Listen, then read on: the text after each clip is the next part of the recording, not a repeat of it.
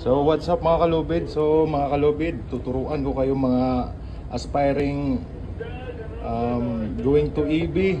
Ayan kung paano maglalag ng position sa ICDIS. So ito yung tinatawag na ICDIS, Electronic Chart Display Information System. So unang-una punta tayo sa log. Ayan. Punta tayo sa log, tapos log event. Tapos position event. Tapos ayan, nag-show up siya. Tapos dito nakalagay LOP, punta na tayo sa position. So napakabilis, basic. Ito dagdag kaalaman to sa mga aspiring maging EB. Ayan, record. Ayan, so tapos na. So naka-record na yan mga kalubid. So dito na yan, naka-show up na yan dito sa ano. Ayan. Ayan, show up.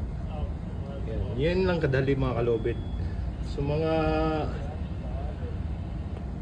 ano, pangdagdag kaalaman to sa mga baguhang gusto maging EB.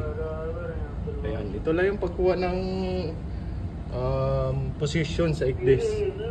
Ayan, record every hour yan mga kalubid, every hour. So for more updates sa mga sa trabahong EB dito sa Barco, so follow us.